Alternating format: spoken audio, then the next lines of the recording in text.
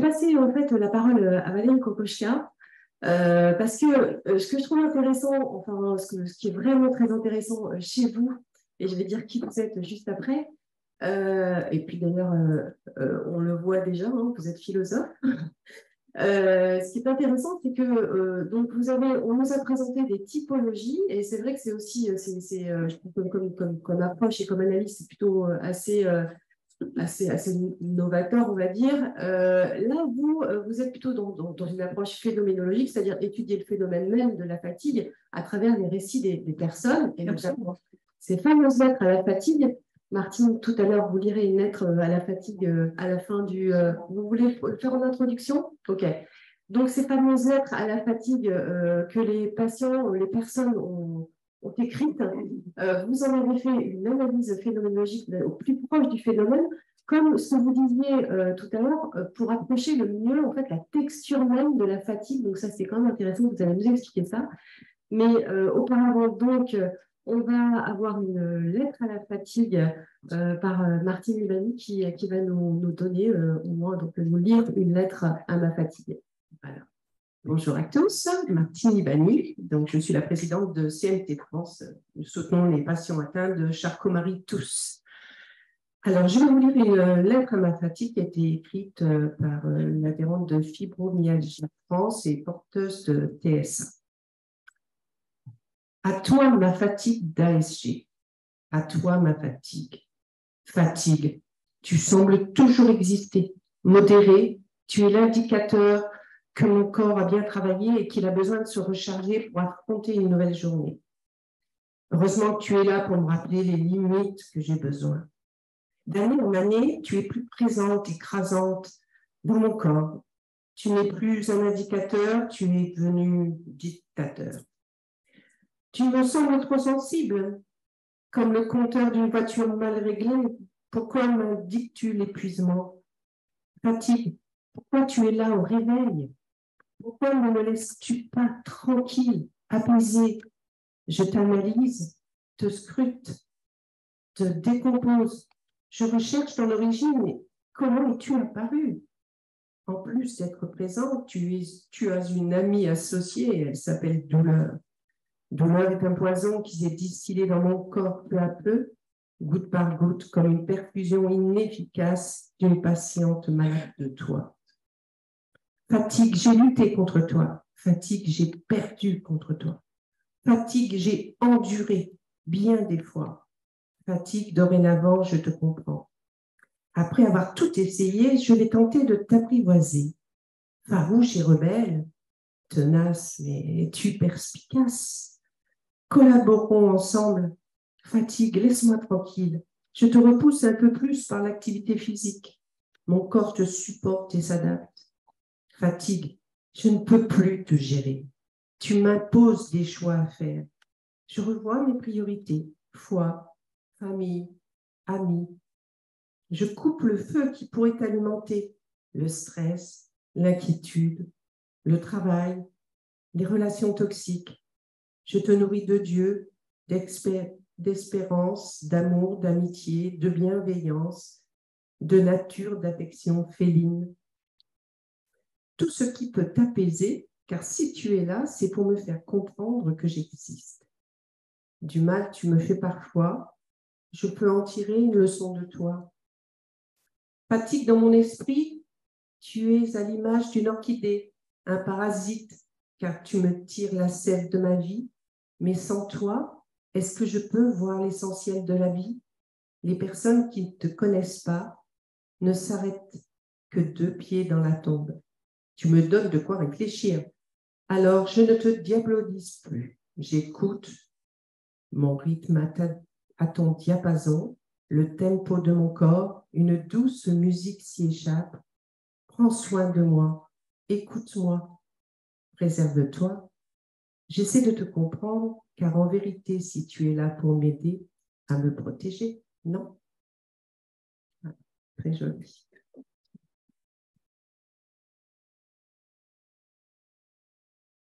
Martine, de ce très très joli texte. En fait, ce récit, c'est un des nombreux récits. Combien de lettres à la fatigue on a reçues? Isabelle, à peu près 200, donc 200 lettres à la fatigue que vous avez l'intention, Valérie Kokoschka, d'analyser à travers une analyse donc, phénoménologique. Vous êtes philosophe, titulaire d'un master en management des institutions des soins et de santé, maître de conférence au centre d'éthique. Vous êtes au centre d'éthique médicale et à l'Université catholique de Lille. Et là, vous allez vous présenter un petit peu votre approche. On a hâte de voir et d'entendre votre méthode. Merci beaucoup pour cette invitation et je suis vraiment très heureuse d'être parmi vous. Alors, je vais, en fait, ma présentation est structurée en trois parties. La première, c'est qu'est-ce que c'est une approche phénoménologique? Et l'idée, c'est un peu de vous dire quelle est la manière dont on essaye en phénoménologie de cerner un phénomène, quel qu'il soit, par le vécu. Et donc d'essayer de redonner une texture, une chair à l'expérience telle qu'on la vit, telle qu'elle n'est plus ou telle qu'elle n'est pas aplatie dans une certaine objectivation. Quand je dis je suis fatiguée, qu'est-ce que je veux dire? Ça a l'air plat, je suis fatiguée. N'importe qui peut dire je suis fatiguée pour des tas de raisons, sans qu'on sache exactement ce qui le recouvre, ce que cette expérience la recouvre. Et donc, dans un deuxième temps, je vais passer à qu'est-ce que c'est un vécu? Qu'est-ce qu'on veut dire quand on dit finalement nous avons un vécu particulier? Oui, bien sûr, on a tous des vécus. Qu'est-ce que c'est ce vécu? Et puis la troisième, c'est qu'est-ce que ça recouvre comme expérience? Et qu'est-ce que c'est une expérience? Qu'est-ce qu'on dit quand on dit j'ai l'expérience de quelque chose? Est-ce qu'on parle d'une expérience émotionnelle? Est-ce qu'on parle d'une expérience physique? Est-ce qu'on parle d'une expérience professionnelle? C'est quoi la trame d'une expérience? Et si vous voulez, c'est en faisant ce passage-là, ces différentes étapes, qu'on parvient, en principe, à rendre un phénomène, à lui restituer sa chair. Quel est l'intérêt? Eh bien, l'intérêt, c'est précisément qu'on ne peut plus jamais entendre « je suis fatigué » comme quelque chose de purement plat. L'intérêt, c'est de pouvoir partager cette expérience-là, c'est de pouvoir dire il ne s'agit pas d'un quelque chose de banal. Voilà comment ça affecte une vie, comment ça la touche, comment ça la transforme, comment ça la mobilise, comment ça l'indigne, comment ça la révolte, etc., etc. L'objectif étant de pouvoir alors avoir une discussion aussi bien entre êtres humains, je dirais, qu'entre patients et professionnels, mais aussi patients et représentants des autorités de santé, en restituant à ce phénomène quelque part sa réalité. Voilà l'objectif. Et donc, je suis partie, et l'objectif est de partir de ces 200 lettres qui ont été écrites spontanément, en pure autonomie, sans directive, où chacun a dit quel était son rapport à la fatigue et ce qu'elle pouvait représenter pour lui. Alors, de façon courante, très très courante, la santé, eh bien, on n'arrive pas à se la représenter autrement que être en santé, quelque part, c'est simplement ne pas être malade. Et d'une certaine façon, selon les termes de Ulrich, qui était un chirurgien que Canguilhem, un autre médecin et philosophe, cite, la santé, c'est la vie dans le silence des organes. Et que fait la médecine? Quand on n'est pas en santé, elle essaye de traquer le bruit. Pourquoi est-ce que ces organes ne sont plus silencieux? Le bruit, c'est quoi? Ce sont des symptômes objectivables qu'on va pouvoir catégoriser en pathologie pour ensuite les éliminer et retrouver quoi? Cette fameuse vie dans le silence des organes. Évidemment, comment est-ce qu'on fait par rapport à tout ce qui échappe à l'objectivation, à tout ce qui affecte sans bruit, sans avoir la chance de pouvoir présenter de beaux symptômes comme un bouton, comme une fracture, quelque chose qu'on pourrait visualiser. Bref, comment est-ce qu'on fait pour se saisir de cet insaisissable qu'est la fatigue? C'est évidemment une caricature de la médecine dans ce qu'elle peut avoir de plus objectivant.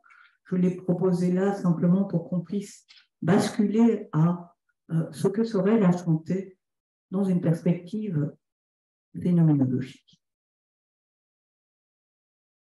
Et je vais reprendre pour ça de nouveau une citation de Canguilhem qui dit « La santé, principalement chez l'homme, est une certaine latitude, un certain jeu des normes de vie et du comportement. L'homme n'est vraiment sain que lorsqu'il est capable de plusieurs normes, lorsqu'il est plus que normal. » Et le plus que normal, c'est intéressant parce que c'est quoi? C'est cette faculté que nous avons, quand nous sommes en santé, parfaitement confiante, de nous mettre par exemple à apprendre le piano. Alors bien sûr, on fait ça mal au départ, on est maladroit, mais on a cette confiance que l'on peut l'acquérir. C'est le fait tout à coup de se dire « il faut que je cours pour rattraper mon bus » et adopter une autre norme de la marche. Tout cela, quand on est en santé, on le fait de façon spontanée, évidente. Nous sommes plus que normal et en même temps parfaitement anormal en un sens. La maladie, au contraire, elle va venir nous insérer dans un certain nombre de normes. Ne fût-ce que les standards médicaux, ne fût-ce que un certain nombre de choses qui me deviennent plus normales.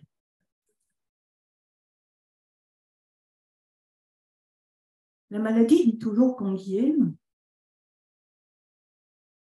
ce n'est pas la perte d'une norme, ce n'est pas passer dans la normalité, mais une allure de la vie qui est réglée par des normes qui sont vitalement inférieures, qui sont dépréciées, du fait qu'elle interdise aux vivants, à chacun d'entre nous, la participation active et aisée, génératrice de confiance et d'assurance, à un genre de vie qui était antérieurement le sien.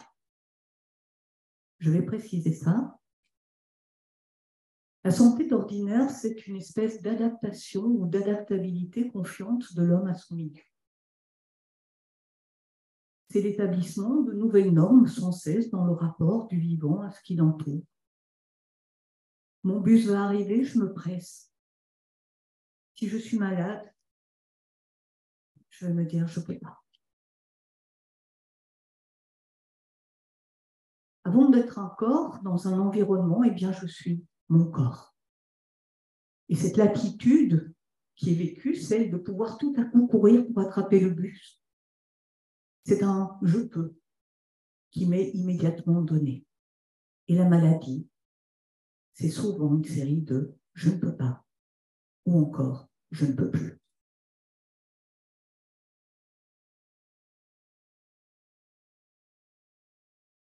Et donc, les êtres incarnés que nous sommes, eh bien, nous ne sommes pas juste des corps inertes qui ne sentent ni n'éprouvent rien, n'ayant conscience ni d'eux-mêmes ni des choses. Nous sommes au contraire des êtres incarnés, souffrant ou traversés par le désir ou par la crainte, et ressentant toute une série d'impressions qui sont liées à la chair parce que simplement constitutives de ce qu'elle est. Alors, dans ce cadre-là, la maladie, elle s'impose à moi comme une douleur ou comme un poids ou comme un fardeau qui m'entrave, qui vient m'excentrer de moi. C'est ce fameux « je ne peux plus » qui serait tellement plus supportable si je n'avais en mémoire le « je pouvais ». Il y a tout à coup une souffrance, une résistance interne, une espèce d'asservissement intime à quelque chose qui est de moi, qui est en moi, et qui me fait pourtant me sentir à contre-courant de ma vie. Elle est une sorte de pâtir, localisée ou non, qui m'enlève à l'évidence, qui me dérobe à la présence, au présent de la vie dans tous les sens du terme. Et c'est une sorte d'altérité interne qui m'altère et que j'objective en lui donnant un nom. Et donc une approche phénoménologique de la fatigue par le vécu, eh bien, elle est fondamentalement basée sur l'expérience qu'en font les patients en tant qu'expérience vécue, qui influence ou affecte l'intégralité des dimensions de la vie, qui s'appuie sur une éthique participative, expérientielle et réflexive de la santé, et qui travaille à la compréhension holistique de la maladie en vue de mieux informer le système de soins de santé et ses acteurs et d'améliorer, voire mieux, de transformer la prise en charge. Alors donc, dans ce projet qui est en cours de validation, l'objectif est d'utiliser ces fameuses lettres, ces 200 lettres dont vous avez entendu un formidable extrait, et d'en faire une étude, un travail d'analyse, de synthèse, mais aussi d'intelligence collective, afin qu'il puisse être partagé à des fins d'éducation, d'intercompréhension, et qu'il soit aussi un outil pour les patients et les associations. Très bien, mais quand on a dit ça, qu'est-ce que ça veut dire une expérience vécue? Et je vais vous faire un petit peu de travail phénoménologique, c'est-à-dire comment est-ce qu'on découpe un phénomène. L'expérience vécue, est-ce que c'est l'expérience de la fatigue? Est-ce que c'est la fatigue vécue? Ou bien est-ce que c'est l'expérience de la vie avec la fatigue, c'est-à-dire la vie fatiguée? Ce n'est pas la même chose. Ou bien encore, est-ce que c'est l'expérience dans un état de fatigue versus d'autres états? Est-ce qu'on est constamment fatigué? Est-ce qu'on a une vie qui se sent elle-même fatiguée? Ou est-ce qu'on se sent avec une vie sur laquelle il y aurait le poids de la fatigue? Ce sont différentes catégories et qui peuvent être utiles parce qu'on les voit ressortir en fait dans les différentes lettres. Et puis de la même manière, de quoi parle-t-on quand on parle d'une expérience? Est-ce qu'on parle de sa trame objective, c'est-à-dire le fait d'être fatigué et ses conséquences? Est-ce qu'on parle de sa trame incarnée? Qu'est-ce que c'est de s'éprouver comme fatigué? De s'éprouver comme fatigué dans chacun de ses gestes, en se réveillant le matin, en se couchant le soir. Est-ce que l'expérience, c'est sa trame personnelle? Comment est-ce qu'on se voit soi-même quand on est fatigué? Et quel est l'effet de cette perception de soi et sur soi, dans ou en tant que fatigué, aujourd'hui, demain, dans l'avenir? Qu'est-ce que c'est de vivre en s'anticipant fatigué? Qu'est-ce qu'on s'empêche de faire? Qu'est-ce qu'on fait tout de même? Qu'est-ce qu'on prévoit? Et dans sa trame sociale et professionnelle, comment est-ce qu'on vit cette vie professionnelle quand on s'envisage fatigué ou facilement fatigable? Et dans la trame relationnelle, quel est l'impact et l'effet de la fatigue et de la fatigabilité? Qu'est-ce que ça fait d'être anticipé comme fatigable? Quand quelqu'un vous dit « ça ira », tu ne seras pas trop fatigué? Tu es sûr que tu peux? Dans la trame affective, comment se perçoit-on quand on est fatigué? Et comment perçoit-on quand on est fatigué? Dans la trame sentimentale, amoureuse, amicale, est-ce si facile d'interrompre telle ou telle activité, telle ou telle discussion, parce que soudain la fatigue nous écrase? Dans sa trame médicale, dans le dispositif sanitaire, qu'est-ce que c'est cette fatigue dont on vous dit « ah oui, bon, la fatigue, oui, ben voilà, la fatigue, quoi ». Dans sa trame temporelle et spatiale, est-ce qu'on ressent le temps et l'espace de la même manière quand on est fatigué? Parce qu'un kilomètre pour vous et pour moi, ce n'est pas la même chose. Et 20 minutes, pour vous et pour moi, ce n'est pas la même chose non plus.